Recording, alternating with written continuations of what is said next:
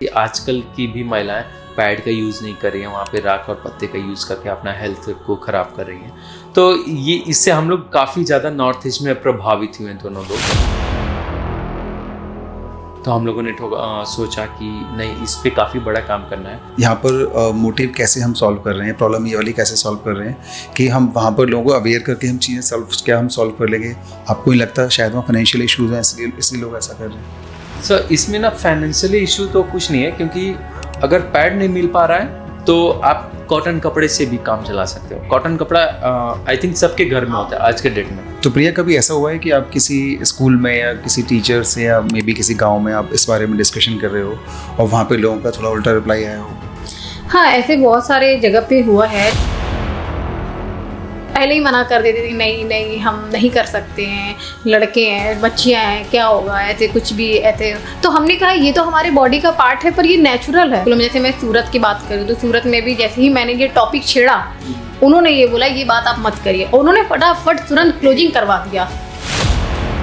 लेकिन जब आप यहाँ से जब वहाँ मुंबई तक गए थे, आपको किन किन लोगों से मिलना हुआ? कुछ सेलिब्रिटी या बहुत बड़े लोग आपसे मिले रास्ते में? क्योंकि मेडल से पहले कोई सपोर्ट नहीं करता है, तो हम उनसे यही बोलते थे कि सर, हम चाहेंगे कि कभी भी इन फ्यूचर आपको कोई एक ऐसा मौका मिले जहाँ पे बहुत सारे क्लाउड हो, तो आप इस टॉपिक को एक बार ज़रूर छेड़िएगा कि ये मिशन कितना ज़रूरी है।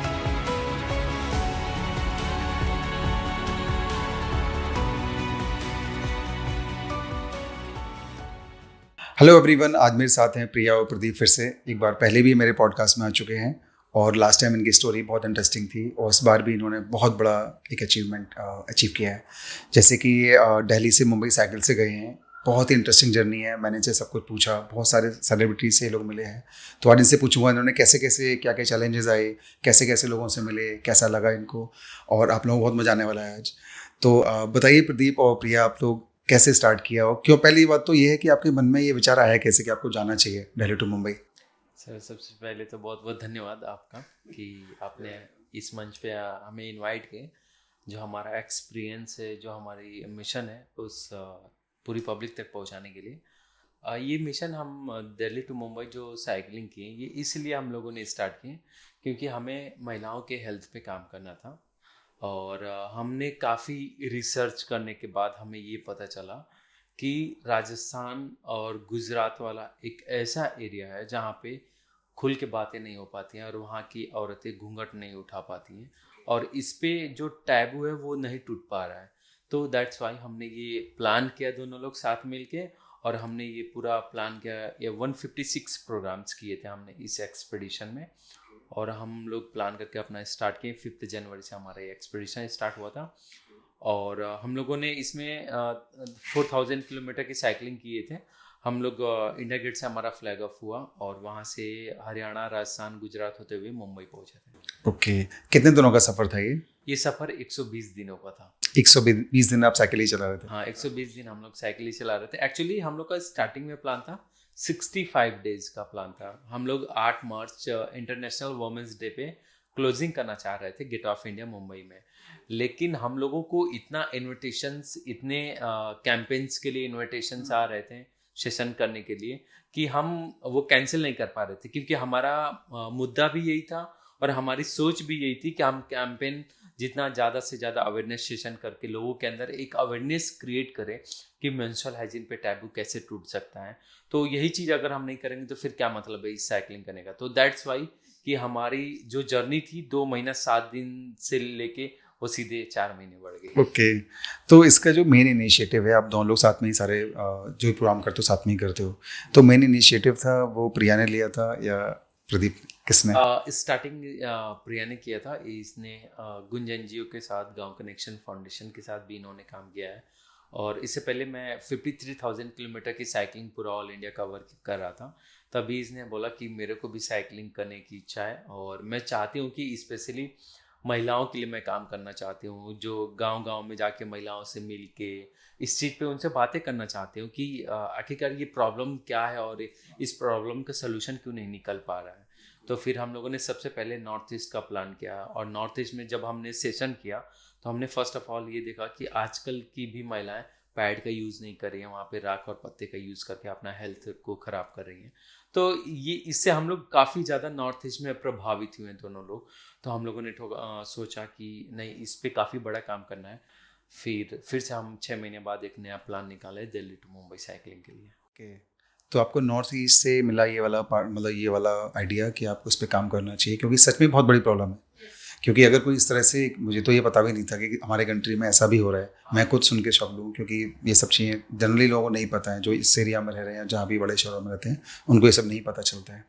तो जब आपने ये कैंपेन यहाँ से स्टार्ट किया था तो काफ़ी सारा इसमें फंडिंग भी लगनी थी, काफ़ी पैसा खर्च होना था। इसके बारे में आपने कैसे अरेंजमेंट्स किए, कौन कौन लोग थे जिन्होंने आपको फंडिंग दी, कैसे मैनेज किया आपने?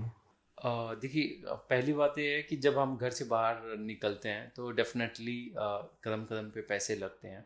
तो ये एक्सपीडिशन स्टार्ट करने में काफ़ी फाइनेंशियली हम लोग को फेस करना पड़ा। और इसमें सबसे पहले हम लोग को सपोर्ट करने के लिए कर्मा लेक लैंड के ऑनर श्री अश्विनी खुराना सर निकल के आए, जो कि कर्मा लेक लैंड एक गोल्फ रिजॉर्ट है, इको फ्रेंडली रिजॉर्ट है। दिल्ली मानने सर का हम उसे स्विट्ज़रलैंड भी बोल सकते हैं। दिल्ली एनसीआर का जो भी टेम्परेचर है उससे 2-3 डिग्री हमेशा डाउन ही हमने देखा है वहाँ पे। और वहाँ पे जाने के बाद हम फील ही नहीं कर पाते हैं कि इतने ट्रैफिक, इतने क्राउड और इतने पॉल्यूशन के बीच में हम आए। क्या बात। तो काफ़ी अच्छा लगता है। और वो अश्विनी सर हमें सबसे पहले सपोर्ट किए। फिर उसके बाद SBI के general manager Shri Nilesh Dwivedi sir support किए। फिर उसके बाद चाइल्ड हेल्थ फाउंडेशन के जोगिंदर सर है, एक हैं जो मुंबई में काफ़ी अच्छी ये ऑर्गेनाइजेशन काम करती है बच्चों के हेल्थ से लेके सारी चीज़ों तक। तो ऐसे बहुत सारे ऑर्गेनाइजेशंस को देखे, कॉरपोरेट सेक्टर में हम लोग उधर देखें। इनफैक्ट मैं अपने लिए ही नहीं बोलता हूँ, वो उन सभी एथलीट के लिए मैं बताना चाहता हूँ कि अगर आप एक स्पोर्ट्स पर्सन हो, और डेफिनेटली क्योंकि मेडल से पहले कोई सपोर्ट नहीं करता है, तो आपको कहीं ना कहीं एक फाइनेंशियली की नीड होता है।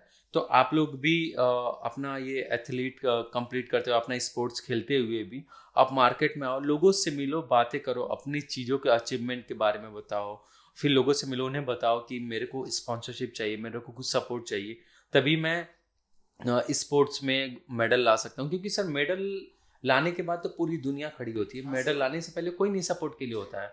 तो सबसे पहले हम लोगों ने सर 8 महीने तक हम लोगों ने कंटिन्यूसली स्ट्रगल किए।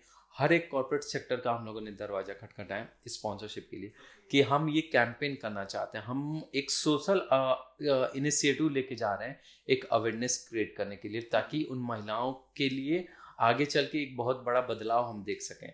तो हमने बहुत से जगहों पे दरवाज़ा खटखटाया। एट द एंड हमें 2 ही 3 लोगों ने वो दरवाज़ा खोले। पहले में अश्विनी सर मिले, फिर नीलेश द्विवेदी सर मिले, फिर जोगिंदर सर मिले। तो इन तीनों सर लोगों का मैं काफ़ी दिल से धन्यवाद करता हूँ। ओके, जैसा कि आपने बताया ये प्रॉब्लम नॉर्थ ईस्ट में बहुत ज़्यादा है, लेकिन आप मुंबई साइड गए थे, तो यहाँ पर मोटिव कैसे हम सॉल्व कर रहे हैं, प्रॉब्लम ये वाली कैसे सॉल्व कर रहे हैं कि हम वहाँ पर लोगों को अवेयर करके हम चीज़ें क्या सॉल्व कर लेंगे? आपको नहीं लगता शायद वहाँ फाइनेंशियल इशूज़ हैं, इसलिए लोग ऐसा कर रहे हैं? सर इसमें ना फाइनेंशियली इशू तो कुछ नहीं है, क्योंकि अगर पैड नहीं मिल पा रहा है तो आप कॉटन कपड़े से भी काम चला सकते हो। कॉटन कपड़ा आई थिंक सबके घर में होता है आज के डेट में। इसमें सबसे ज़्यादा इशू मैंने देखा वो टैबू का इशू देखा। घर में खुल के बातें नहीं हो पा रही हैं। और हम दोनों लोगों ने इनफैक्ट ये भी देखा कि जितनी बड़ी स्कूल है उसमें सबसे ज़्यादा रेस्ट्रिक्शंस है इस पर खुल के बातें करने के लिए। प्रिया ने तो बहुत से जगहों पे इसके खिलाफ भी स्कूल में बोला कि आखिरकार आप ये बताइए कि इतने हाई स्टैंडर्ड के बच्चे आप लोग के यहाँ पढ़ने आ रहे हैं और इतनी ये सारी चीज़ें दे रहे हैं, फीस सब कुछ, इतनी फैसिलिटी है, आप इनको बचपन से ही क्यों नहीं इस चीज़ के बारे में सिखा रहे हैं? क्योंकि पहली बार जिस लड़की को अगर पीरियड्स आता है, क्योंकि उसने तो कभी सुना ही नहीं कि पीरियड्स होता क्या है। जब फर्स्ट टाइम उसको पीरियड आएगा तो वो डर जाती है। तो डर के मारे वो अपने पेरेंट्स से नहीं बता पाते कि ये क्या हो रहा है मेरे साथ, जिसकी वजह से वो इल्यूशन बहुत बड़ा क्रिएट हो जाता है। तो एट द एंड लास्ट में ये होता है कि उसकी फैमिली फाइनेंशियली कंडीशन भी प्रॉब्लम में जाती है, मेंटली परेशान भी होती है। तो ये सारी चीज़ें, तो हम लोग का यही मुद्दा है कि इस टैबू को तोड़ना है।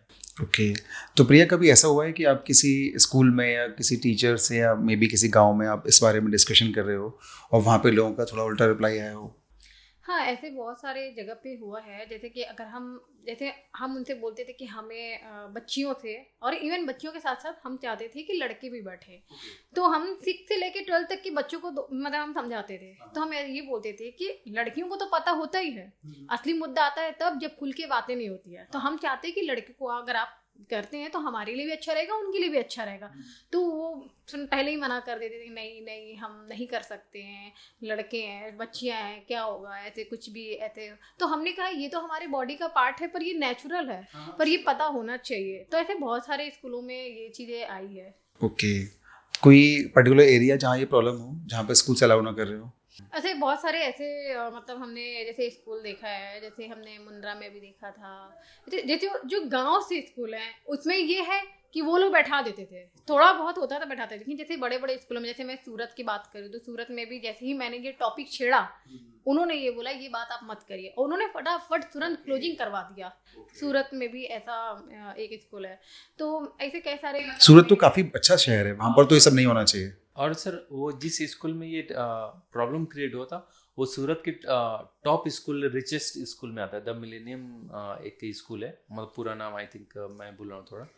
वो टॉप रिचेस्ट स्कूल में आता है, और वहाँ पे ये कंडीशन हम लोगों को देखने को मिला। तो आप लोगों को बोल दिया कि आप कुछ मत बोलो और आप पैकअप? हाँ, फिर हम लोगों ने नॉर्मली एक सेशन या अवेयरनेस, मतलब बहुत डीप में जाके नहीं समझा पाए, लेकिन हम उन टीचर को वो डीप में जाके समझाए। क्योंकि देखिए, एक छोटा बच्चा अगर अपने पेरेंट्स से बोले कि ये गलत नहीं, ये गलत है, ये सही है, तो पेरेंट्स कहीं ना कहीं इग्नोर कर देते हैं।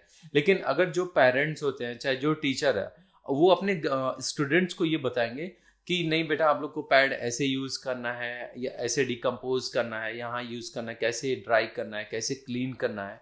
अगर वो टीचर सिखाएं तो वो ज़्यादा उनके लाइफ के ऊपर प्रभाव पड़ेगा। तो हम लोग का यही फोकस रहता है कि कभी भी सेशन ले तो टीचर और पेरेंट्स का होना मोस्ट इम्पॉर्टेंट होता है। क्योंकि अगर ये लोग चाहें तो इनके अंडर में बहुत सैकड़ों थाउजेंड्स ऑफ स्टूडेंट्स होते हैं।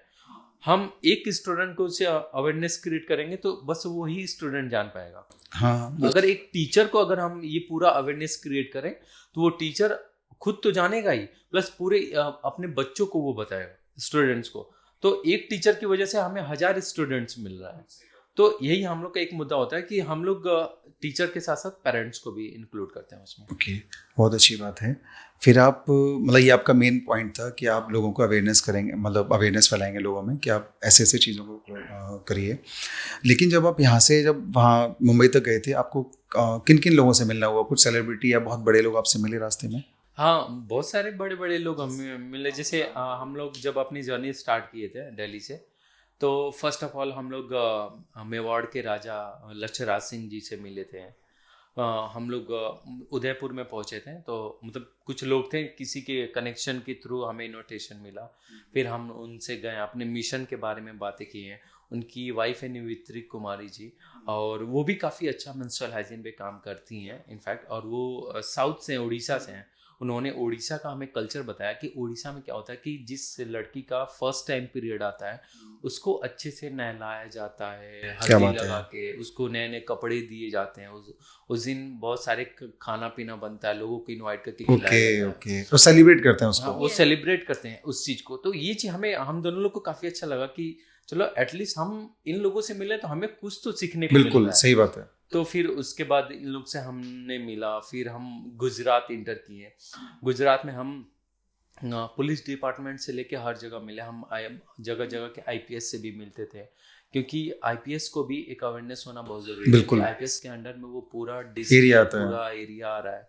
तो हम उनसे यही बोलते थे कि सर, हम चाहेंगे कि कभी भी इन फ्यूचर आपको कोई एक ऐसा मौका मिले जहाँ पे बहुत सारे क्लाउड हो, तो आप इस टॉपिक को एक बार ज़रूर छेड़िएगा कि ये मिशन कितना ज़रूरी है।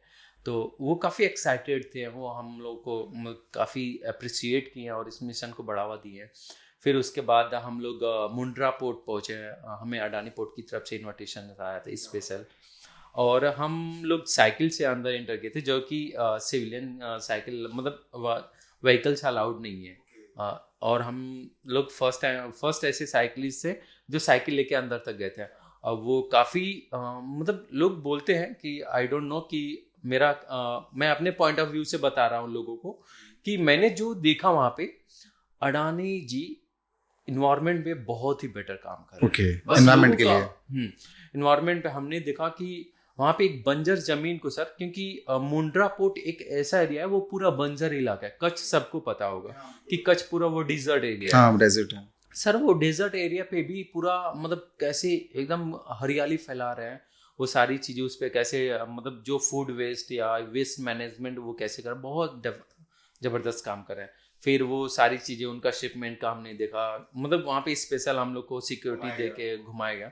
तो काफ़ी अच्छा लगा कि नहीं, कुछ लोग हैं जो हमें देख रहे हैं और इस चीज़ को बढ़ावा दे रहे हैं, तो हमें एक मोटिवेशन का काम मिलता है।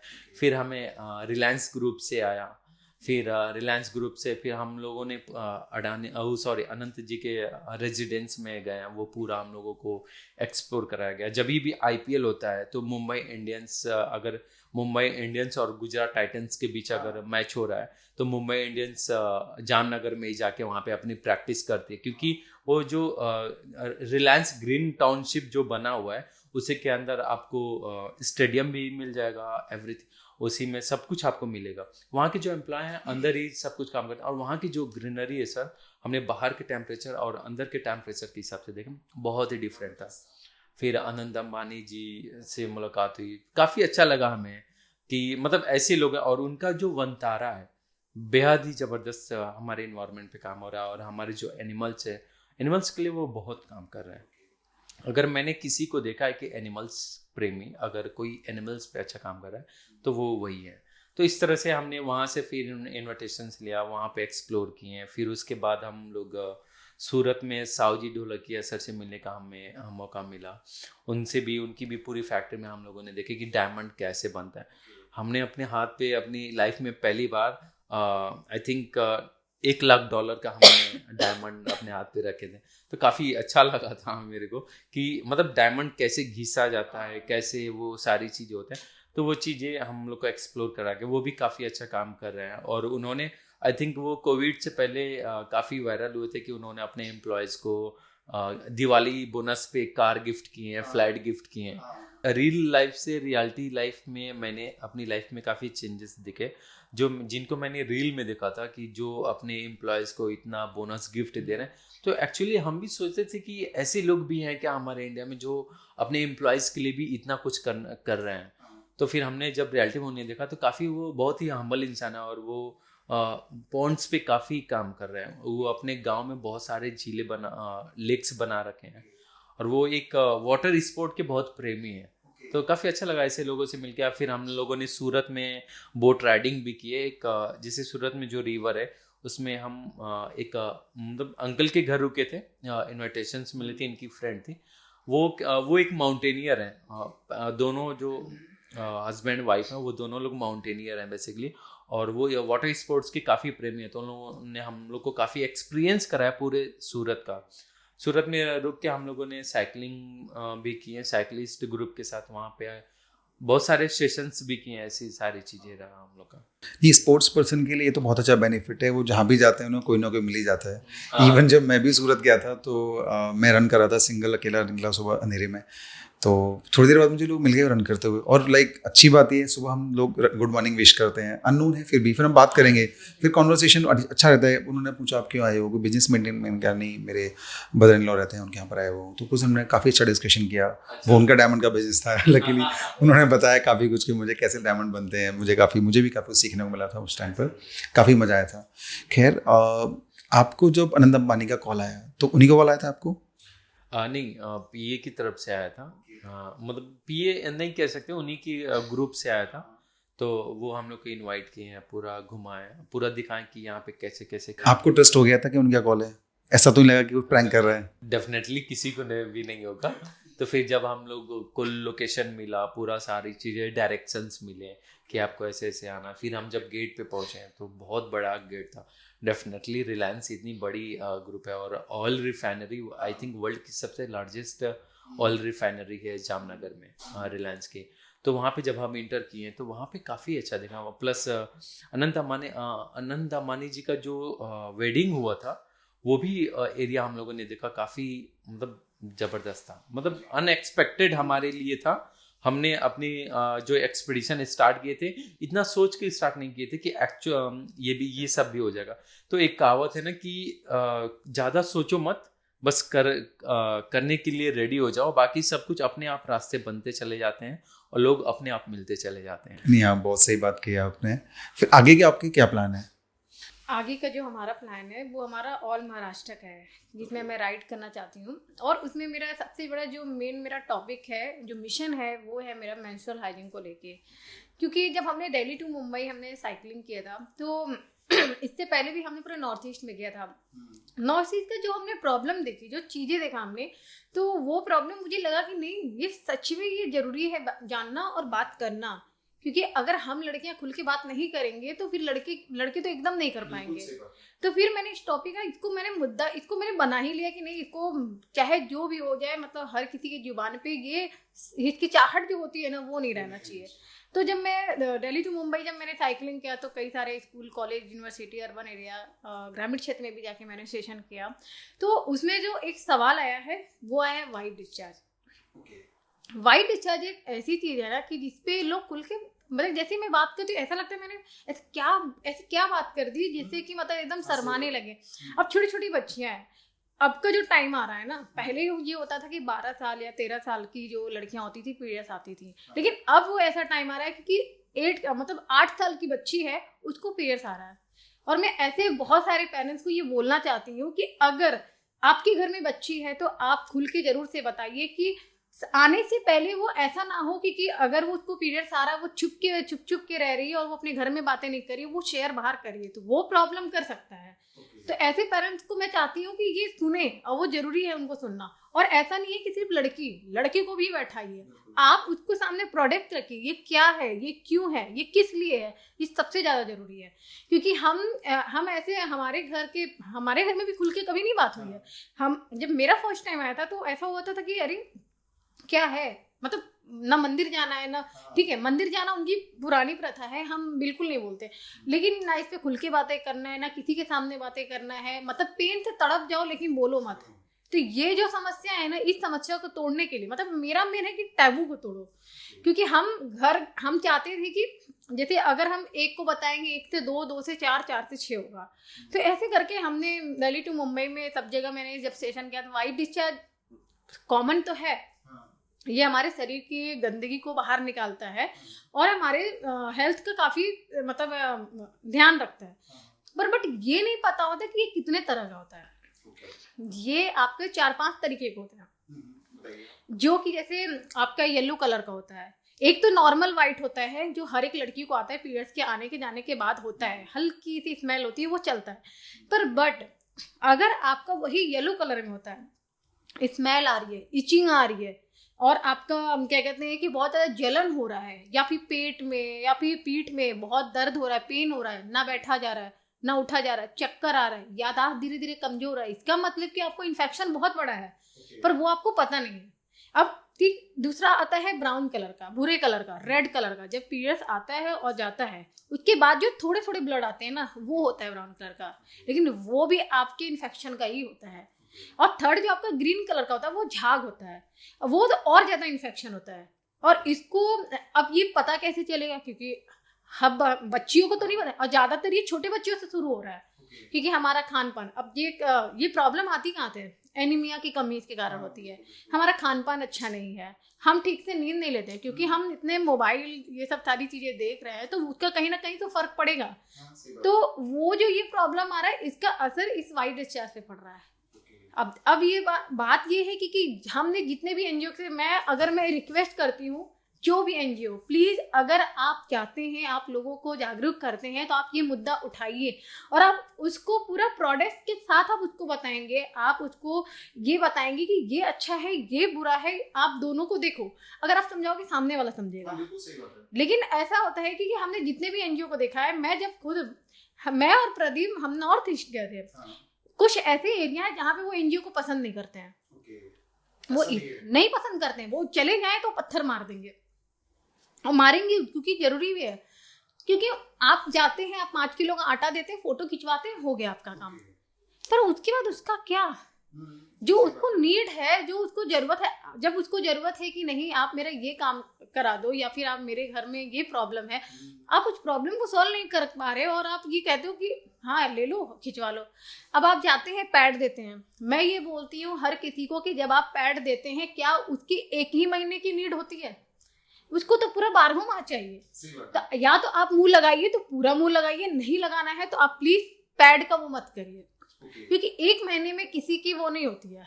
और फिर होता क्या है, जब हम ऐसे अभी वडोदरा की मैं बात करती हूँ, जब दिल्ली टू मुंबई हम साइकिलिंग कर रहे थे तो हमने रीयूजेबल पैड बांटने का पूरा प्लान किया था कि ऐसा करते हैं कि 200-300 रुपए का मिलता है और वो 3 साल चलता है।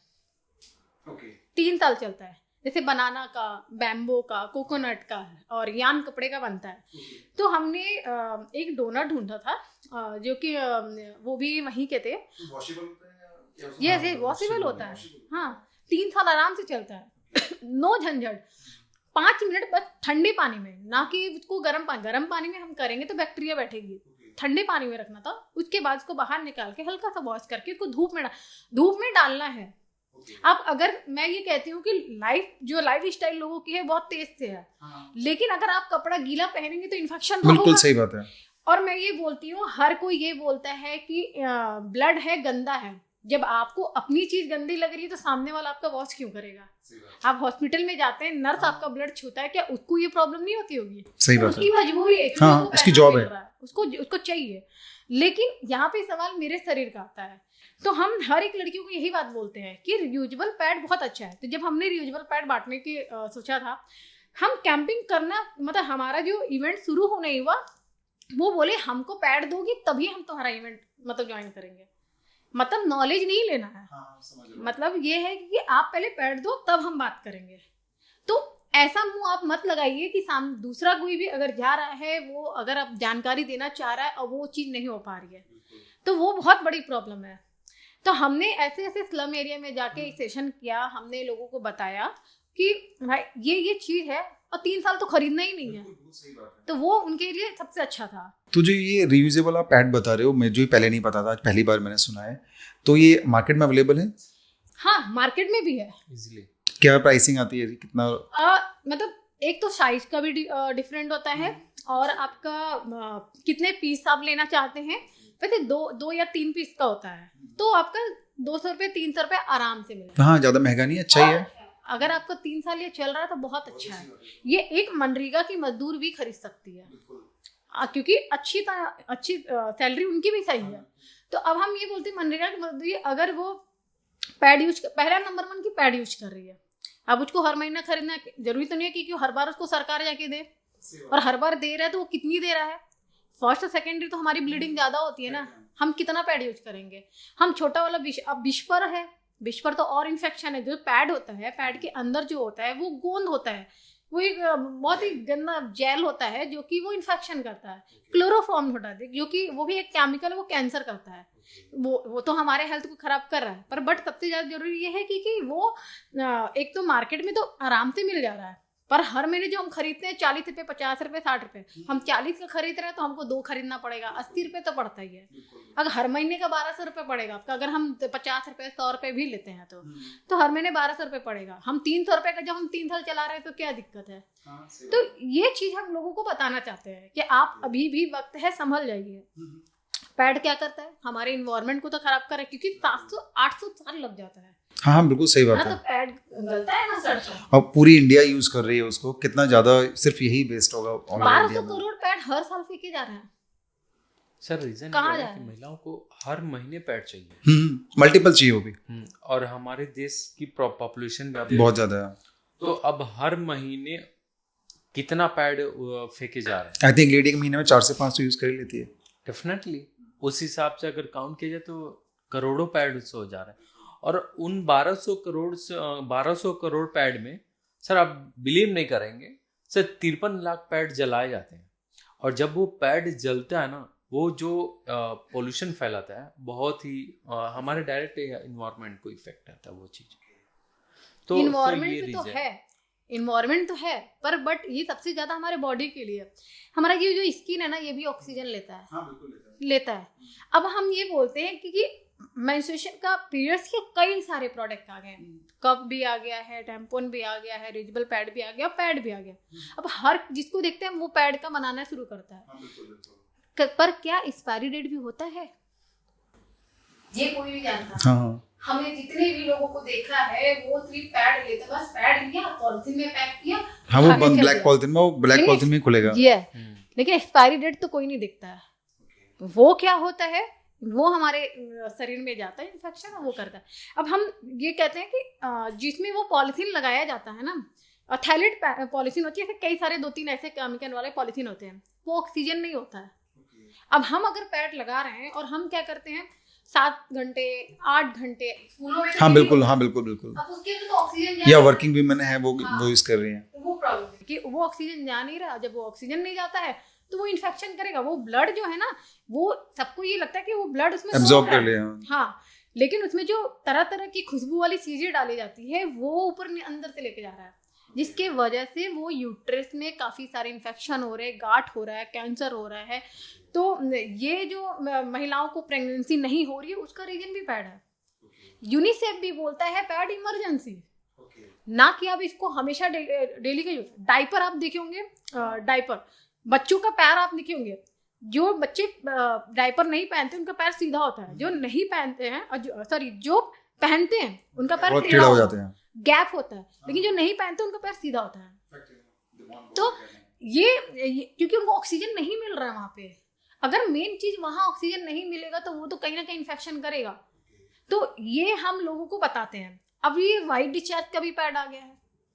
मतलब लोग सॉल्यूशन ढूंढ रहे हैं, तो ऐसा ढूंढ रहे हैं कि मतलब मरने के वाला। एक्चुअली वो उसमें बिजनेस ढूंढ रहे हैं, जो कंपनीज हैं बड़ी बड़ी एज अ बिजनेस वहाँ पे उसको लेकर आ रही हैं। और आपके अकॉर्डिंग नॉर्मल कॉटन पे जो कपड़ा है वो यूज़ करना बेटर है कंपैरेटिवली एक पैड के? बिल्कुल, मैं तो यही बोलती हूँ। अब तो इतने सारे, ठीक है पुराने जमाने में महिलाएं थी, मेरे को पुराने जमाने की महिलाओं से मुझे ये दिखता है कि इतनी बीमार नहीं थी जो अब बीमारी चल रही है। जो अब घुटनों में प्रॉब्लम हो रहा है, हर जगह प्रॉब्लम हो रहा है, भूलने की बीमारी, वो अब हो रहा है। तो पहले वाले में इतना नहीं था। तो जो पैड है, अब तो नया पैड आ चुका है और नए तरीके अच्छे आ गए हैं कि ना तो आपको इतना ज़्यादा मेहनत करने की जरूरत है, बस धुला और पिन लगा दिया, हो गया।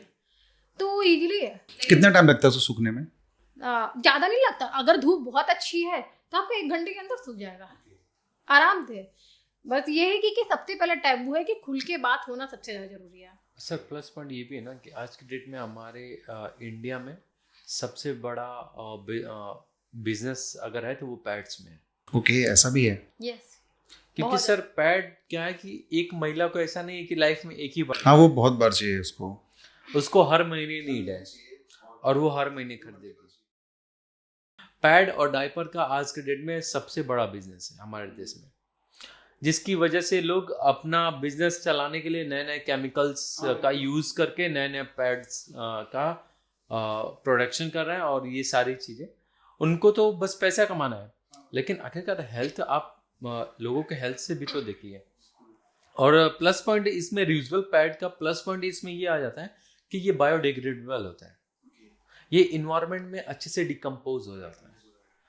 सो इसीलिए ये पैड को हम लोग ज़्यादा प्रमोट करते हैं, क्योंकि पहला तो हेल्थ बचा रहा है, दूसरा इन्वायरमेंट को भी बचा रहा है। क्योंकि एक पैड को डिकम्पोज होने में कम से कम 700 साल लग रहा है। 700 साल। एक महिला सर एक महिला अपनी पूरे जीवन काल में 3 ट्रक पैड यूज करती है। 3 ट्रक। आप उस हिसाब से लगा लीजिए कि मतलब हमारे देश में वो पैड जाते कहाँ हैं एक्चुअल में। ना इसका कोई रिसाइकलिंग होता है, ना कुछ होता है, ना रीयूज होता है। तो जब तक रीयूज की तरफ अगर हम नहीं बढ़ेंगे, इस पे हम कभी कंट्रोल नहीं पा सकते। जैसे एक प्लास्टिक ले लीजिए, आज के डेट में हमारे देश में हर साल 9.3 मिलियन टन प्लास्टिक क्रिएट होता है, लेकिन मात्र उसका 12% ही प्लास्टिक रिसाइकिल हो पा रहा है। बाकी सब एनवायरमेंट 80% प्लास्टिक वो जा कहाँ रहा है? वो कुछ मिनी प्लास्टिक बन के हमारे बॉडी में जा रहा है, कुछ इन्वायरमेंट में जा रहा है, कुछ इधर उधर जा रहा है। बिल्कुल सही बात सर उसका 35% प्लास्टिक जला दिया जाता है। जब प्लास्टिक जलता है तो सर बहुत हार्मफुल है एनवायरमेंट को। हार्मफुल है। अभी आप देख ही रहे हैं दिल्ली एनसीआर में हम लोग जा रहे हैं, कितनी बुरी हालत है। हम दिल्ली एनसीआर में रह रहे हैं, यहाँ पे किसी को तो पॉल्यूशन की पड़ी ही नहीं है। किसी को नहीं पड़ी डेफिनेटली, चाहे वो गवर्नमेंट हो चाहे वो प्राइवेट बॉडी हो। तो वही चीज़ है सर, मतलब अगर हर एक सर एक सरकार की योजना निकालने से हमारे देश में या सोसाइटी में समाज में बदलाव नहीं आ सकता है। समाज में अगर बदलाव लाना है तो हर एक व्यक्ति के अंदर वो योजना और उस अभियान को लागू करना। बिल्कुल, आपको सिविक सेंस नहीं है तो आप नहीं कर सकते। और हमारे देश में सिविक सेंस है ही नहीं सर। सर मेरे घर के बगल में नहीं, थोड़ी सी दूरी पे 300-400 मीटर की दूरी पे है एक कुछ ऐसा एरिया है जहाँ पे पब्लिक भी वहीं पे बैठ रही है, अब बगल भी, और वहीं पे बगल में पूरे घर का कचरा वहीं पे फेंका जा रहा है। सर 1% का सिविक सेंस है, जबकि सुबह 8 बजे गाड़ी आ रही है कचरा लेने के लिए, तब भी ऐसा हो रहा है। क्या बोल रहे हैं कि हम तो सुबह 9 बजे जागते हैं, हम कैसे फेंक सकते हैं? ये तो बहुत बड़ी प्रॉब्लम है। ये तो खैर पब्लिक कर रही है। मैं जहाँ रहता हूँ क्रॉसिंग रिपब्लिक में रहता हूँ गाजियाबाद में, और उसके पास में कार्बन फैक्ट्री है कॉन्टिनेंटल, और वो इतना ज़्यादा कार्बन प्रोड्यूस करती है, तो पूरा एनवायरनमेंट वहाँ पर, उस एरिया में आप रोड पर निकलोगे ऐसा लगेगा कि हर टाइम फॉग है। अभी जो सीज़न चल रहा है, सर्दियाँ पड़ रही हैं, इतना ज़्यादा वहाँ पर पोल्यूशन है कि बाहर आप कपड़े डालोगे ना तो रात को ब्लैक और सुबह को ब्लैक मिलेंगे आपको। रात में वो कुछ एक्स्ट्रा प्रोडक्शन करते हैं, जो भी करते हैं, बहुत परेशान है सब लोग। जैसे कि आप पैदल चलोगे तो आपके पैर ब्लैक हो जाएंगे। इवन आप चल के घर में आओगे तो आपको वॉशरूम में जब चलोगे आप वाइट टाइल के ऊपर तो पूरी ब्लैक हो जाती है। इतना ज़्यादा पोल्यूशन चल रहा है, बहुत पोल्यूशन है। पॉल्यूशन तो है ही है, लेकिन वही सबसे बड़ा रीजन क्या था ना कि खुद के अंदर का वो हाँ, पॉल्यूशन तो है ही नहीं, बिल्कुल नहीं है, लोगों में नहीं है कि जरा सा रुक के वो चीजें देख ले। लोग आते हैं, वीडियो बनाते हैं, सब कर जाते हैं। हाँ बिल्कुल, पर मेरा मानना है कि पहले आप शुरुआत तो करो, वो तो होता नहीं है। हाँ सही कह रहे हो आप। जैसे यूपी और बिहार को बहुत बदनाम किया जाता है कि बहुत बैकवर्ड हैं, बहुत ऐसा है यहाँ पर, ये प्रॉब्लम है, वो प्रॉब्लम है। आपके अकॉर्डिंग आपने कई स्टेट विजिट किए हैं, वो भी ग्राउंड लेवल पे जाकर, आप कैसे रखोगे? अगर मैं 4 स्टेट में पूछूँ आपसे, कौन कौन से ऐसे स्टेट हैं 4 जो कि बहुत ज़्यादा पिछड़े हुए हैं, जो इस टॉपिक पे बात नहीं करते बिल्कुल भी? और मैं अगर बात करूँ तो इस 4 में तो किसी को भी मैं नहीं ले सकती, न किसी को बराबर में, न किसी को ये। 2 स्टेट में अगर मैं बात करती हूँ तो जैसे राजस्थान में ऐसा है कि आप नहीं बात कर सकते, नहीं कर सकते सर उसमें पर्टिकुलरली पूरा राजस्थान को नहीं कह सकते, पूरे राजस्थान कुछ सिटी को हम कुछ मेजर सिटी को हम टारगेट कर सकते हैं, क्योंकि मान लीजिए हमारे यूपी में 22 करोड़ की आबादी है। ऐसा तो है नहीं कि 22 करोड़ के लोग मेंस्ट्रुअल हाइजीन के बारे में नहीं जानते होंगे या उनकी फैमिली में ऐसा नहीं, बट उस 22 करोड़ की आबादी में उस यूपी स्टेट में कुछ मेजर ऐसी जगह भी हैं जहाँ पे इस पे खुल के बातें नहीं होती। जैसे एक राजकोट से 35 किलोमीटर दूरी पे एक रानेसरा कोई गांव है, आई थिंक मैं नाम थोड़ा कंफ्यूजिंग में, तो वो एक ऐसा गांव है जहाँ पे हम लोगों ने सेशन के लिए बातें किए थे। वहाँ के प्रधान हम लोग को क्या बोले कि यहाँ की महिलाएं घर से बाहर नहीं निकलते हैं और घूंघट नहीं उठाती हैं, तो यहाँ की महिलाओं को हम इकट्ठा नहीं कर पाएंगे और इस पे खुल के बातें नहीं होती है। हम बोले कि सर आप ये बताइए कि सपोज दैट कि अगर आपकी बेटी है, उसको पीरियड्स आ रहा है, बहुत हैवी वाइट डिस्चार्ज हो रहा है, अगर जब तक वो खुल के आपके घर में बातें नहीं हो रही तो वो अपनी बीमारी आपको कैसे शेयर करेगी? आपकी बेटी अगर बीमारी अपने पिता से शेयर नहीं करेगी तो उसका सॉल्यूशन कैसे निकलेगा? आप उसको हॉस्पिटल कैसे लेके जाओगे? मैंने उनको बस इतना सिंपल सा बातें बोला। मैंने जाते जाते बोला सर इसके बारे में थोड़ा सा एक बार सोचिएगा कि अगर आपकी बेटी अगर कल को मेंस्ट्रुअल से रिलेटेड कोई बीमारी उसको हैवी हो गई तो अगर वो नहीं बताएगी तो आपके लिए अच्छा होगा या बताएगी तो आपके लिए अच्छा होगा? अगर बताएगी अच्छा है तब आने वाले अपने जो आपका जो कार्यकाल होगा पंचायती वाला, प्रधानी वाला, उसमें कोशिश करिएगा कि इस मुद्दे पे कुछ बदलाव लाए आपके गांव में आए। मैंने बस इतना ही बात बोला। उनका क्या रिएक्शन था इस पर? उनका रिएक्शन था ठीक है हम देख लेंगे।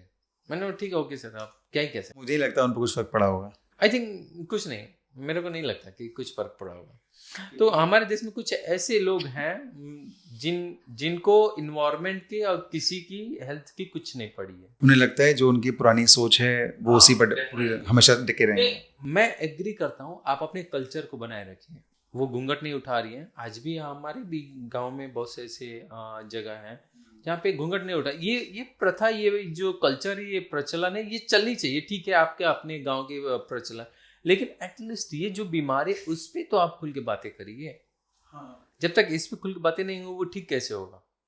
फिर हम लोगों ने ये बहुत सारे इश्यूज देखे, जैसे इंडस्ट्रियल एरिया की जो महिलाएं वर्कर होती हैं, देखिए वो डेली कमाने खाने वाली होती हैं, उनके पास उतना फाइनेंशियली वो स्ट्रांग नहीं होती हैं, और उतना फाइनेंस होता भी नहीं है कि वो हर महीने पैड खरीद सकें।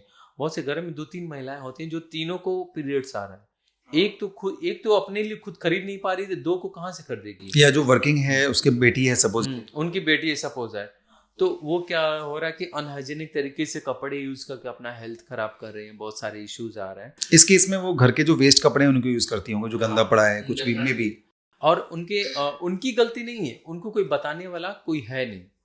हम लोगों ने बताया अगर आप पैड नहीं खरीद सकते हो, जो आपके घर में कॉटन कपड़ा है, हमने देखे कपड़े थे, हमने बोला कि आपको पूरा कैसे क्लीन करना है और कैसे ड्राई करना है, वो पूरा प्रोसेस बताएं। हम लोगों ने फिर बोला कि अब आप यूज कर सकते हो, आपको पैड की जरूरत नहीं है। कि तो आपके अकॉर्डिंग घर में जो कॉटन कपड़े हैं उनको हमें यूज करना है तो कैसे यूज करना चाहिए? सबसे पहले तो आप अच्छे से क्लीन करिए, साबुन या पानी से? साबुन सरफ से नहीं। अगर आप साबुन सरफ से घोल रहे हैं तो सरफ को पहले पानी में घुल लीजिए, फिर उसको एक बार अप डाउन करके निकाल के फिर रैशेस मार दीजिए, फिर नॉर्मल पानी से उसको धो लिया, फिर धूप में सुखवाई 2 घंटे, उसके बाद वो यूज करने लायक हो जाएगा। तो ये चीज़ें फिर हम लोगों ने क्या किया कि बहुत से कंडीशंस खराब देखे, हम लोग को भी अच्छा नहीं लगा, तो हम लोगों ने क्या किया, हमारे पास थोड़े बहुत कनेक्शन थे, तो हम लोगों ने डोनर ढूंढे। हम उनको बताएं कि यहाँ की ऐसी महिलाएं हैं, आप ही के डिस्ट्रिक्ट की हैं, और उनको ये कंडीशन, ये प्रॉब्लम्स है, मैं चाहता हूँ कि आप अपने कंपनी की तरफ से, चाहे आप अपने पर्सनल लेवल पे, अगर इनको 1000 पैड अगर आप डोनेट करते हैं तो हमें भी अच्छा लगेगा कि आपको हमारे मिशन में सपोर्ट किया आप, और इनके लिए भी, इनकी लाइफ में भी आपने कुछ सपोर्ट किया।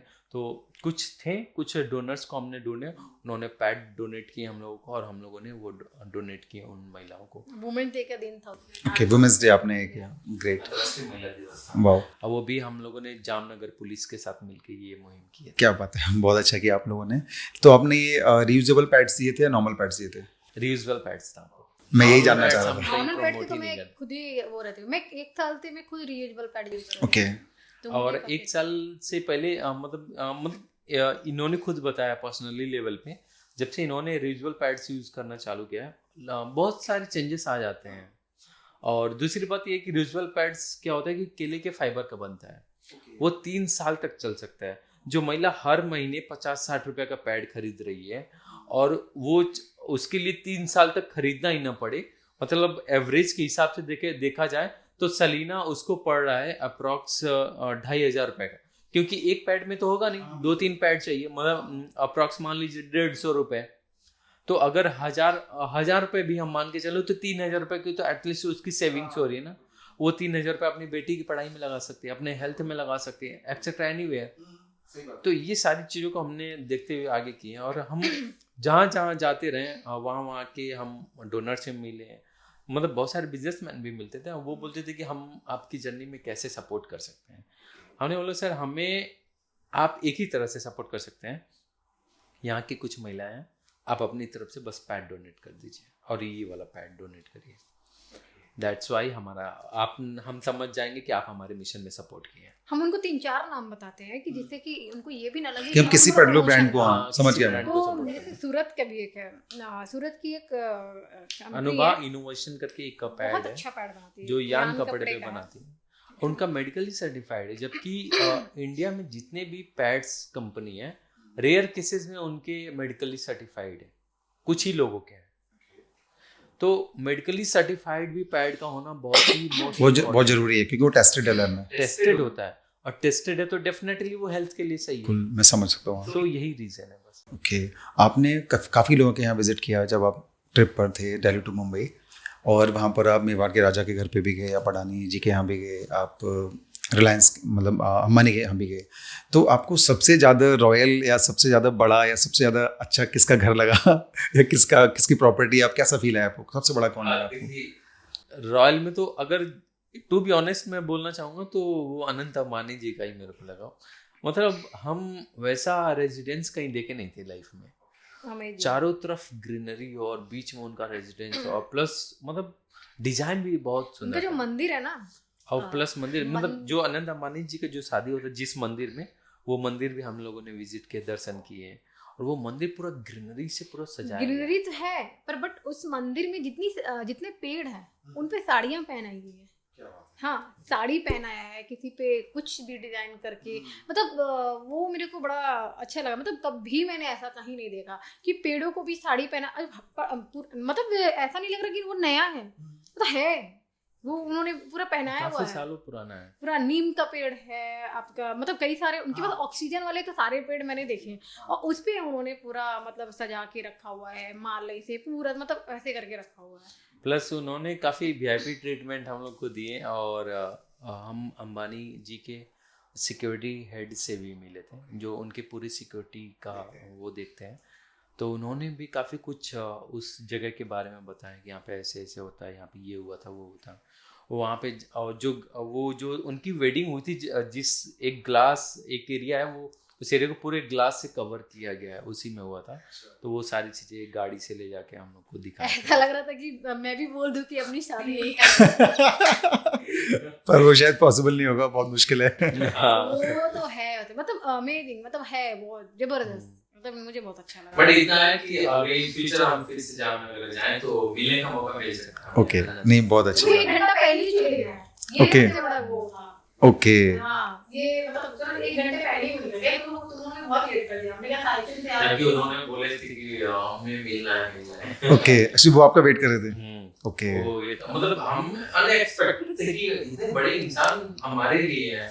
और प्लस ये भी था, वो जो मेन है तो वो बोले थे कि नेक्स्ट टाइम कभी भी आइए, हमें 1 महीना पहले इन्फॉर्म कीजिए, क्योंकि इन लोगों का शेड्यूल बहुत, हाँ, समझ रहा हूँ। कोर्स के हिसाब से इन लोगों का सेलेक्टेड होता है। पर हालांकि काफी उन्होंने अच्छा हमें ट्रीटमेंट दी।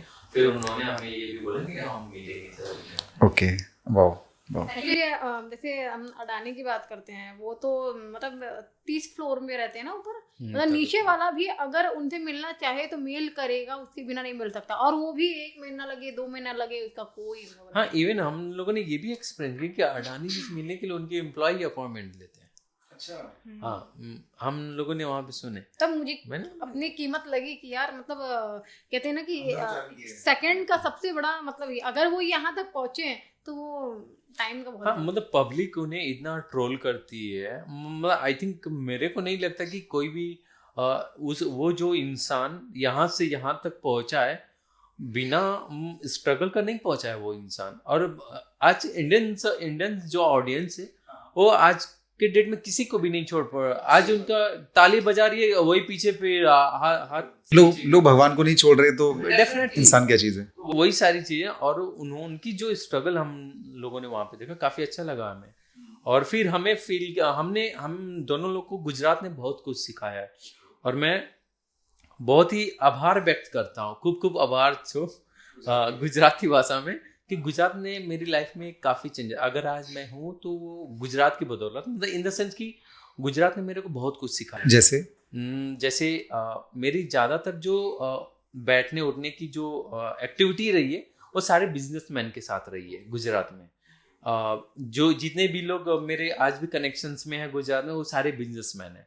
और वो ऐसा नहीं है कि मतलब एक नॉर्मल बिजनेसमैन, हाई से हाई क्लास वाले भी बिजनेसमैन है। हमारे एक सूरत में एक साइकिलिस्ट फ्रेंड है, आई थिंक उनकी 10,000 करोड़ की उनकी खुद की पर्सनल नेटवर्थ है, और उनसे हमारी रेगुलरली बात होती रहती। क्या बात है। क्या नाम है उनका? उनका कल्पेश भाई नाम है। क्या बात है, क्या बिजनेस करते हैं वो? उनका वही मतलब मैन्युफैक्चरिंग है कुछ प्रोडक्ट का, तो उतना मैं उनके बिजनेस में डीप में नहीं जा पाया। और मैं जैसे अब उन्हीं के घर पे मैं रुका हुआ था। जब मैं फर्स्ट टाइम साइकिलिंग कर रहा था तो मैं 3 महीने पूरे गुजरात में था, पूरा गुजरात को एक्सप्लोर किया था। और गुजरात के जो साइकिलिस्ट भी हैं काफ़ी, उन्होंने हम लोग को सपोर्ट किए थे कनेक्शंस कनेक्ट करवाने में, प्लस जगह जगह पे चीज़ें करने में, तो काफ़ी अच्छा लगा। प्लस जब उन लोगों के साथ हम बैठते थे और तो हम उनकी चीज़ों को पूछते थे कि आप यहाँ से यहाँ तक कैसे पहुँचे। तो उनकी जर्नी को हमने सुना ना, लगभग सैकड़ों हमने बिजनेसमैन से मिले, और मेरा यही सवाल होता है, आप यहाँ से यहाँ तक कैसे पहुँचे? ओके, क्या बताया उन्होंने? वो यही बोलते हैं कि देखो, आप ज़्यादा सोचोगे कुछ नहीं कर पाओगे, सोचो मत, उसी रास्ते पे निकल पड़ो, कुछ नहीं होगा, एक्सपीरियंस तो मिलेगा। 1 साल बाद फिर से दूसरा कोई बिजनेस चालू करोगे, जब दूसरा बिजनेस चालू करोगे तो तुम जीरो से स्टार्ट नहीं करोगे, तुम एक्सपीरियंस से स्टार्ट करोगे। बहुत सारे सर ऐसे बिजनेसमैन हमसे मिले जिनके पास कुछ नहीं था और वो खाली हाथ निकल पड़े, स्टार्टिंग में जॉब किए, मनी सेव किए, लोगों से कनेक्शंस बढ़ाए, तरह तरह का माइंडसेट बढ़ा के वो स्टार्ट किए। वो बोले कि देखो, अगर आप चाहोगे कि आपकी सोच के हिसाब से लाइफ में सब कुछ आपके हिसाब से ही चले परफेक्ट, तो ये इम्पॉसिबल है। हम भी बिजनेस स्टार्ट जब किए थे, वो ये बता रहे थे कि हम भी जब बिजनेस स्टार्ट किए थे तो हम बहुत ही ख्याली पुलाव पकाते थे कि कल को मैं इतना बड़ा बन जाऊंगा, उतना बड़ा। और जब मेरी बिजनेस एट द एंड डूबने की कगार पे आई, तब मेरे को पता चला कि एक्चुअल में इसमें कितना स्ट्रगल है। तो उन्होंने बताया कि जब मेरी बिजनेस डूबने वाली थी कोविड में, तब मैंने फील किया कि एक्चुअल में स्ट्रगल क्या होता है और एक एक चीज को समझना क्या होता है। तो वो बोले कि पेशेंस बहुत बड़ी चीज है। मैंने खुद को पेशेंस दिया और धीरे धीरे धीरे और समय दिया खुद को, और वो काम किया, आज मैं यहाँ तक पहुँचा। तो लोगों का यही एक ही एक्सपीरियंस है, कहना है कि आप सोचो मत, करने के लिए निकल पड़ो, बाकी रास्ते अपने आप बनते चले जाते हैं। और दूसरा ये चीज़ है कि आप अपने काम पे विश्वास रखो और ऊपर वाले के ऊपर छोड़ दो कि हाँ, हमारे अंदर धैर्य है, बाकी सब कुछ। सही बात है, क्योंकि मैं भी एक बिजनेसमैन हूँ वैसे, और मेरी आईटी कंपनी है। खैर, तो कई बार ऐसी सिचुएशन आ जाती है, और लाइफ में कई बार आई है 12-13 साल हो गए बिजनेस करते हुए, कि आपको सैलरी बांटनी है एम्प्लॉइज़ की, आप सारा पैसा, आप जितना भी है आप सैलरी बांट दे रहे हो, आपको कुछ भी नहीं बच रहा है, आपको अपनी सैलरी नहीं मिल पा रही है। फ्री, अब सैलरी तो छोड़िए, अब कुछ भी नहीं बच रहा आपको। मे भी कई बार ये मल्टीपल मंथ्स ऐसा हो जाता है। पर पब्लिक हमेशा यही सोचती है, नहीं तो बिजनेसमैन है, इनको तो बहुत अच्छा चलता है, ऑब्वियसली सब बढ़िया होता है, लेकिन अक्सर ये सिचुएशन भी आती है कि आपको कुछ भी नहीं बच रहा। आप सारी सैलरी मंथ्स टू मंथ्स, आप एवरी मंथ आप सारा पैसा आपको खर्चे में निकल जा रहा है, इवन आपको उसमें डालना पड़ रहा है पैसा। तो ऐसा भी बहुत होता है, तो बहुत स्ट्रगल वाली जर्नी होती है। पर हाँ, ये है कि जॉब से बहुत अलग है, उतनी अच्छा फ्यूचर भी है। और वो ये बोलते हैं कि जॉब करो एक्सपीरियंस के लिए करो, ना कि अपना फ्यूचर के लिए करो जॉब को। जॉब मैं वो ये बोले कि जॉब सबको करना चाहिए। मैं किसी को नहीं बोला हूँ कि जॉब मत करो, जॉब करो, एक लिमिट टाइम के लिए बना लो कि मैं 1 साल 2 साल जॉब करूंगा, वहां से ये स्किल लाऊंगा। आज के डेट में डिग्री पे आप पैसे नहीं कमाए जा रहे, आज के डेट में स्किल पे काम हो रहा है। कोई भी बिजनेस खड़ा हो रहा है तो स्किल पे खड़ा हो रहा है। अगर आज मैं कोई भी बिजनेस कर रहा हूँ तो वो मेरी क्या स्किल है, मैं उस स्किल को कहाँ से एम्पलीफाई करके क्या चीज़ नया आइडिया ला के उस चीज़ को मैं खड़ा कर रहा हूँ। तो ये सारी चीज़ें, तो वो लोग ये जब बताते थे तो मैं फील करता था कि लाइफ में ट्रैवल बहुत ज़रूरी है। और ट्रैवल इन द सेंस ये नहीं कि आप फ्लाइट से करो, ट्रेन से करो या इधर, आप ट्रैवल एकदम लोकल लोगों से मिलते हुए करो। मैंने सर 3 साल अपने ग्राउंड पे दिए हैं। 840 दिन में मैंने 53,000 किलोमीटर की साइकिलिंग किया है, और मैंने 28 राज्य कंप्लीट किए और 3 देश, मैंने बांग्लादेश, भूटान और नेपाल भी ट्रैवल किया है। मेरी जो ट्रैवल रही है ना, वो पूरा ग्राउंड लेवल पे लोकल लोगों के घरों में रुक के हुई है। तब मेरे को इतने आइडिया मिल पाए और आज मैं यहाँ पे हूँ। अदरवाइज बहुत से लोग हैं जो हमारे इंडिया में, बहुत सारे ट्रैवलर्स हैं जो पूरा इंडिया ट्रैवल करके बैठे हुए हैं, लेकिन उनके पास एक्सपीरियंस के नाम पे कुछ चीज़ नहीं है। तो मैं आप लोग को भी यही बोलना चाहता हूँ, आप ट्रैवल करो, लोकल लोगों के साथ मिलकर ट्रैवल करो, वहाँ की संस्कृति को सीखो, वहाँ के लोग कैसे रहते हैं, कैसे खाते हैं, अपनी कल्चर को कैसे फॉलो करते हैं, और वो क्या है अपनी लाइफ में, डॉक्टर है, इंजीनियर है, बिजनेसमैन है, क्या है, तो उनकी लाइफ को स्ट्रगल के बारे में सीखो। अगर वो बिजनेसमैन है तो वो यहाँ तक कैसे पहुँचे, वो डॉक्टर है तो वो यहाँ तक कैसे पहुँचे, ये बहुत इंपॉर्टेंट करता है। अगर जब मैं साइकिलिंग करता था, मैं डेली 70-80 किलोमीटर की साइकिलिंग करता था, मैं लोगों से मिलता था। तो आज मैं डॉक्टर से मिल रहा हूँ, कोई इंजीनियर का, किसी स्टूडेंट से मिल रहा हूँ, किसी बिजनेसमैन से मिल रहा हूँ, तो जब मैं 10 लोगों से मिलता हूँ ना, तो 10 बातें मेरे को सुनने को मिलती हैं। उन 10 बातों से मेरे को ये सीखने को मिलती है कि एक्चुअल में लाइफ आपसे क्या मांगती है। और जो आपने ये जिस दिन पकड़ लिया कि आपकी लाइफ आपसे क्या मांगती है, आपने ये सीख लिया, आप लाइफ में कुछ भी कर सकते हो डेफिनेटली। तो ये है सर, ट्रैवल ये चीज सिखाती है। हम 1.5 लाख का आईफोन लेते हैं, 1.5 लाख के आईफोन में सर आई थिंक 3-4 स्टेट का हम ट्रैवल प्लान करते हैं। हाँ बिल्कुल, उससे ज़्यादा का कर सकते हैं, क्योंकि इंडिया में घूमना बहुत सस्ता है। इंडिया बहुत सस्ता है सर, आपको हर जगह पे मंदिर के आश्रम मिल जाएंगे रहने खाने के लिए, गुरुद्वारा मिल जाएंगे रहने खाने के लिए, लोकल ट्रेन में ट्रैवल कर सकते हो आप, बहुत सस्ता है। 150-200 रुपए में लॉज मिल जाएंगे रहने के लिए। इंडिया बहुत सस्ता है सर। वो तो छोड़िए सर, आपको सपोर्ट करने वाले लोग बहुत मिल जाएंगे। आप किसी से भी जाके बोलो कि मैं ट्रैवल कर रहा हूँ, ऐसे ऐसे कर रहा हूँ और मेरे को रुकना खाना है, 2 नहीं तो तीसरा आदमी आपको जरूर एक्सेप्ट करेगा। हमारा इंडिया का कल्चर, हमारे इंडिया का इन्वायरमेंट ऐसा है, अतिथि देवो भव। अतिथि देवो भव, यूं ही नहीं कहा गया कि अतिथि देवो भव। लेकिन ट्रैवल आप किस पर्पस से करो ये बहुत मैटर करता है, क्योंकि मैं अगर बात करूँ, जैसे हम लोगों ने गुजरात में किया था, तो ऐसे बहुत सारे केसेस भी आए थे। तो जैसे लोग सपोर्ट बहुत अच्छा करते हैं, लेकिन लोग ना उस सपोर्ट का बहुत फायदा उठाते हैं। तो ये गलत है कि जिसकी वजह से ना सही आदमी अगर जाता है ना, तो उसके ऊपर से डाउट होने लगता है। ओके, जैसे आप कुछ एग्जांपल दीजिए। जैसे एग्जांपल मैं देता हूँ, मैं लोगों के सामने हाथ ऐसे जोड़ जोड़ के बोला हूँ मेरे को कुछ नहीं चाहिए, फिर भी लोग 5-6 लाख रुपए दे के गए हैं। आप बिलीव नहीं करेंगे सर। मैं साउथ में था, साउथ में बहुत से ऐसे जगह पे था, लोग मैं साइकिल से चल रहा हूँ, अपनी कार आगे रोक के आए, मुट्ठी में 10,000 की गड्डी थी, दे के चले गए। वो पूछ भी नहीं रहे आप कहाँ से आ रहे हो, कौन हो, क्या कर रहे हो, एवरीथिंग, कुछ नहीं, मतलब आपसे मतलब ही नहीं है। बस उनके अंदर ये सेटिस्फैक्शन है, उन्होंने हेल्प की कि मैं नहीं कर पाया, आप कर रहे हो, वही मेरे लिए सबसे बड़ी बात है। उन्होंने सपोर्ट नहीं चले गए। तो हमारे देश का ये चीज बहुत अच्छा है। और मैं सर, आप बिलीव नहीं करेंगे, जो चीज़ें मेरे को इस ट्रैवल से मिला ना, आई थिंक मैं उससे पहले मैं लाइफ में कभी नहीं सीख पाऊंगा, क्योंकि और क्योंकि आप शायद लास्ट पॉडकास्ट में भी मैं बताता, मैं एक 17 डेज का कोमा सर्वाइवल हूँ। मैं 0 लेवल से उठ के मैं यहाँ तक पहुँच रहा हूँ। मैं कोमा से निकला, 2 साल बेड रेस्ट रहा, 53,000 किलोमीटर सर साइकिल चला। एक नॉर्मल इंसान 53,000 किलोमीटर साइकिल नहीं चला पाएगा। वो चलाना, वो सोचेगा मैं क्यों जाऊं, ठीक है घर में ठीक हूँ, क्या करूंगा, क्या मिलेगा। वो इसलिए सोचा कि मैं क्यों जाऊं, क्योंकि उसकी लाइफ में पर्पस नहीं है। मेरी लाइफ में पर्पस था कि मैं ये नॉर्मल लाइफ नहीं जी सकता था। मेरा मतलब बचपन से ही घूमने का काफी शौक रहा है, आज भी शौक है। आज भी ये कि लाइफ खत्म होने से पहले बार दुनिया को खुली आंखों से घूमना है, देखना है एक बार। तो वो सारी चीजें जब मैंने एक्सपीरियंस किया, चीजें किया, तो पता लगा। और आज मैं कुछ स्टार्टअप्स करने जा रहा हूँ, तो इसका रीजन यही कि मैंने इतना ट्रैवल किया, इतना लोगों से मिला, आपने सीखा है बहुत कुछ, तब मेरे को आइडिया। आज मैं मार्केटिंग में एक्सपर्ट हूँ। रीजन इसका यही है कि लोगों से मिला हूँ, सीखा हूँ कि मार्केटिंग कैसे होती है। लोगों की अगर कोई बोल दे कि ये आप मेरे को मोबाइल बेच के दिखाओ, मैं डेफिनेटली 2 मिनट के अंदर बेच के दिखा सकता हूँ। तो वो सारी चीजें जो हमें ट्रैवल से सीखने को मिला ना, वो यही चीजें कि आपको लाइफ में आगे बढ़ाती है। जैसे आपने स्टार्टअप की बात करी, तो क्या प्लान कर रहे हो आप? बेसिकली हमारी जो स्टार्टअप का अभी प्लान है, हम मखाना का बिजनेस का करना चाह रहे हैं, वो भी ई-कॉमर्स करना चाह रहे हैं। और हम इसको ग्राउंड लेवल से लेके इंटरनेट तक भी करना चाह रहे हैं। और इसमें बहुत सारे फ्लेवर्स को भी मैं ऐड करके करूँगा। और आई थिंक अभी मेरा लॉन्च होने वाला है। मैं 9 दिसंबर का प्लान कर रहा हूँ।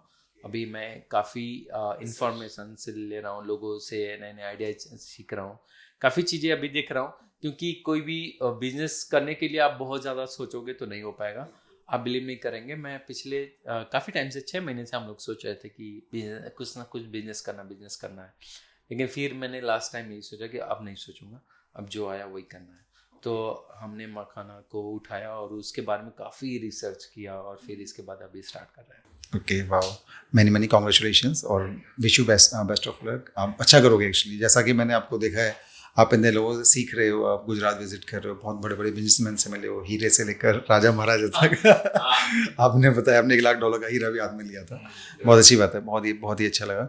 तो मेरे ख्याल से आप काफ़ी अच्छा ही करोगे उसमें भी, क्योंकि सारे आइडियाज़, एक्सपर्ट्स भी हैं। आई थिंक आपको फंडिंग भी मिल जाएगी उसके लिए। क्योंकि इतने बड़े बड़े लोग आपके पीछे हैं, इतने बड़े बड़े लोग आपका वेट कर रहे हैं, आनंद अंबानी ऐसे लोग आपको वेट कर रहे हैं। तो देखिए, वो लोग तो सपोर्ट के लिए तैयार है ही हैं। जो उनके सिक्योरिटी हेड थे वो भी बोले थे कि कभी कोई लाइफ में सपोर्ट की नीड हो तो बताना। बट मेरा एक शुरू से ही फंडा रहा है कि पहले मैं खुद से ट्राई करूँगा, जब मेरे को लग गया कि अब नहीं हो पाएगा तब मैं किसी को अप्रोच करूँगा। तो इससे ये होगा ना कि सर कल को मैं अगर किसी को अपनी स्टोरी सुनाऊंगा तो एटलीस्ट इतना तो कह सकूँगा ये मैंने खुद किया था। वाह। तो ये चीज़ें मेरे को काफ़ी अच्छी लगती है। और मैं आज भी किसी से भी बोलता हूँ कि आज मैं यहाँ पे पहुँचा हूँ, इतना स्ट्रगल किया हूँ, इतने लोगों से मिलकर इतनी सारी चीज़ें सीखा है, तो मैंने खुद से किया। मेरे अंदर वो सीखने की एक जिज्ञासा थी। सर अगर किसी इंसान के अंदर अगर एक सीखने की जिज्ञासा हो ना सर, हर कदम कदम पे सीख मिलती है। हर एक इंसान सिखाता है हमें कुछ ना कुछ चीज़ें। तो ये सारी चीज़ें हैं सर। और अभी लाइफ चल रही है, काफ़ी अच्छी चल रही है, बस चाहते हैं कि आपका सपोर्ट बना रहे इसी तरह से आपके साथ मिलकर। नहीं, बिल्कुल बिल्कुल सपोर्ट मेरा पूरा रहेगा। आप जो भी कुछ करना चाहते हैं, कोई भी मेरी साइड से हेल्प चाहिए, हमेशा आपको मिलेगी।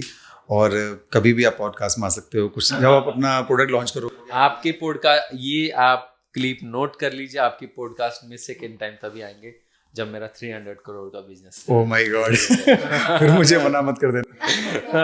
नहीं, डेफिनेटली आपको मना नहीं करेंगे, क्योंकि आज मैं, जब मैं कुछ नहीं था तब आप मेरे को इनवाइट करके मेरा पॉडकास्ट किए थे, तो डेफिनेटली आपको कुछ नहीं। तो आप याद रखना, मैं ये रील को सेव करके रखूंगा। क्या पता आप मेरे बिजनेस पार्टनर हो जाए तब तक। बहुत लकी फील करूंगा फिर तो मैं।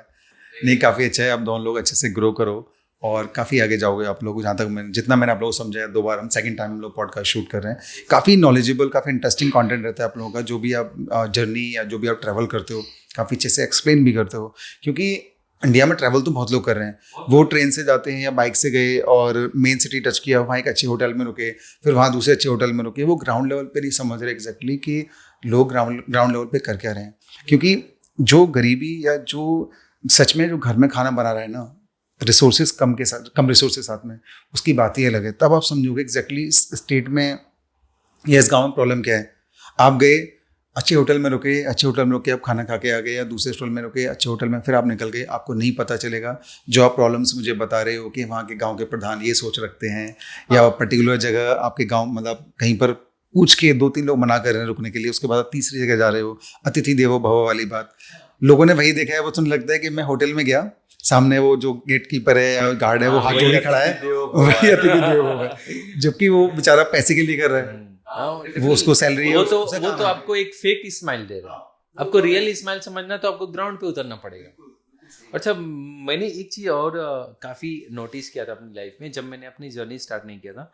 मैं यही बोलता था कि भगवान आप मेरे को इतनी स्ट्रगल लाइफ क्यों दी, क्योंकि मैं पेशेंट भी रह, 2 सर्जरी हुई, 2 साल बेड रेस्ट रहा। मैं बोला कि मेरी लाइफ ख़त्म हो चुकी है, मतलब दुनिया का सारा दुख मेरे को ही क्यों देना था। लेकिन जब मैं ट्रैवल पे निकला ना सर, ऐसे ऐसे लोगों से मैं मिला जिनके पास हमसे बड़ा दुख है, फिर भी वो स्माइल कर रहे हैं। तब मेरे को सीखने को मिला कि हमारे पास जो है ना, जो आपके पास प्राप्त है उसी को पर्याप्त समझिए।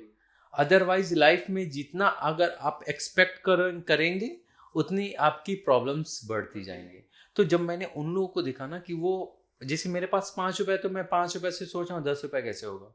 और मैंने उन लोगों को देखा कि 5 रुपए और 5 रुपए में ही खुश है। बिल्कुल सही बात है। तो जब मैंने उनकी प्रॉब्लम्स को देखा, जैसे एक मेरा फ्रेंड था, मैंने साउथ में मेरा फ्रेंड बना था, उसी के घर पे रुका था मोस्टली। उसके घर में पेरेंट्स नहीं है, उसकी मदर्स थोड़ा मेंटली इशू है, और उसके घर में एक सिस्टर है और वो है।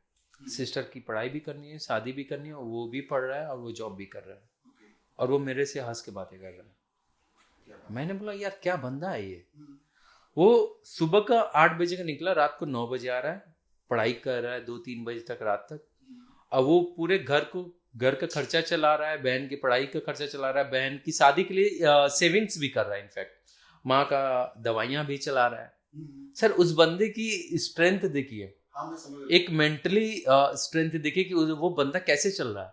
वहां से मैंने सीखा कि मेरी लाइफ बहुत अच्छी है। मैं उसके बाद भगवान को हमेशा बोला आपने जो दिया उसके लिए धन्यवाद, अच्छा दिया आपने, और जो आप देंगे, जो आप करेंगे वो अच्छा ही होगा। आप मेरे लिए हमेशा अच्छा ही सोचे हैं, अच्छा ही सोचेंगे, बस इतना है। बिल्कुल सही बात है। अभी कुछ दिनों पहले मैं एक पॉडकास्ट देख रहा था, शायद विवेक ओबेरॉय का था वो, तो वो बोल रहे थे उसमें कि भगवान से मैं क्या मांगूं। जैसे उन्होंने एग्जांपल दिया था कि आप शॉप पर जाओ या किसी से मांगो कि मुझे कि टॉफ़ी या कुछ भी मुझे चाहिए, तो आप, उन्होंने कहा कि मैं खुद नहीं लूँगा, बच्चे ने कहा मैं खुद नहीं लूँगा, आप मुझे दो। तो जब उससे पूछा गया कि तुम खुद क्यों नहीं ले रहे हो, तो उसने कहा कि अगर मैं अपने हाथ से लूँगा, मेरा हाथ छोटा है, तो मैं 4-5 उठा पाऊंगा, आप मुझे अपने हाथ से दोगे तो मुझे बहुत सारा मिल जाएगा। तो वही भगवान के दरबार पर वही कहानी है। अगर आप खुद से मांगोगे तो शायद आप मांग भी नहीं पाओगे, और जब वो खुद से देंगे तो वो इतना दे देंगे जो आपने कभी सोचा भी नहीं होगा। तो वही कॉन्सेप्ट है यहाँ पर भी। माई प्लान और गॉड प्लान में बहुत जमीन आसमान का अंतर होता है। तो हमें अगर आज की चीज में अगर जो हमारा सपना है, ड्रीम है, वो नहीं मिल पा रहा है, तो आप हताश मत हो, ऊपर वाले आपको उससे क्या पता कुछ बेटर सोच के बैठे हो। तो इस चीज़ को लेके लाइफ में आगे बढ़ो और एवरी टाइम मोटिवेट रहो, और कभी भी गिव अप मत करना, बस यही बोलना चाहूँगा। हाँ, ये बहुत ज़रूरी है। और जैसा कि प्रदीप ने मुझे प्रॉमिस किया है, जब प्रदीप की कंपनी 300 करोड़ की हो जाएगी तो प्रदीप फिर से पॉडकास्ट में आएगा। Definitely आऊंगा सर, और उस टाइम का पॉडकास्ट का स्पॉन्सर नहीं रहेगा। क्या बात है। नहीं, बहुत अच्छी बात है। और मैं वेट करूंगा उस दिन का, और ये रील भी सेव करके रखूंगा, और ताकि हाँ, आई विश ये दिन बहुत जल्दी आए और हम फिर से अच्छे से शूट करें। Thank you Pradeep, thank you Priya आज आने के लिए, बहुत मजा आया, बहुत दिनों बाद मिले। आप लोग एकदम फैमिली तरह लगने लगे हो मुझे, क्योंकि हम अक्सर बात भी करते रहते हैं। आपको मैं सर बोलता हूँ, लेकिन आप मेरे बड़े भाई की तरह है। तो आपको जो भी सपोर्ट चाहिए, कुछ हेल्प चाहिए, रिस्पेक्ट देके बुलाता हूँ कि हमेशा इसको बोलता हूँ कि सर ऐसा है, ये है, वो है। सर के साथ हमारी बात हुई है, सर ये बता रहे हैं। आपको कुछ भी पूछना है, कभी भी बिजनेस के रिगार्डिंग कुछ भी हेल्प चाहिए, आप मुझे कॉल कर सकते हो, पूछ सकते हो किसी भी टाइम। सर एक चीज़ मेरे को काफ़ी अच्छी लगी थी कि फर्स्ट टाइम जब हमने पॉडकास्ट किए थे और आप हमारा एक्सपीडिशन में सपोर्ट भी किया। हाँ, मैंने ट्राई किया था काफ़ी, जितना मैं कर सकता था। तो आई थिंक हमारे लिए वही बड़ी बात है, क्योंकि हम सर बहुत से जगहों पे पॉडकास्ट किए हैं, लेकिन सर आप जिसका पॉडकास्ट कर रहे हैं तो जरूरी तो नहीं है कि आप सबका सपोर्ट करें, तो आप हमारे ऊपर बिलीव किया, वही मेरे लिए सबसे बड़ी बात थी। हाँ, मैं अभी भी ट्राई कर रहा हूँ जो मैं बेस्ट कर सकता हूँ। Thank you, thank you. हमारे ऊपर विश्वास सपोर्ट। Thank you. बाकी सारे जो भी व्यूअर्स हैं मेरे पॉडकास्ट को देख रहे हैं, उनसे रिक्वेस्ट है कि चैनल को सब्सक्राइब जरूर कर लें, क्योंकि जितने ज़्यादा मेरे सब्सक्राइबर होंगे, उतने अच्छे गेस्ट और उतने ही अच्छे जो ऐसे छोटे भाई और जो भी बहन है सब लोग यहाँ पाएंगे, अच्छे से एक्सप्लेन कर पाएंगे चीज़ों को, और आप लोगों को बहुत कुछ सीखने को मिलेगा। Thank you everyone, thank you for watching. Thank you Pradeep, thank you Priya आने के लिए। Thank you.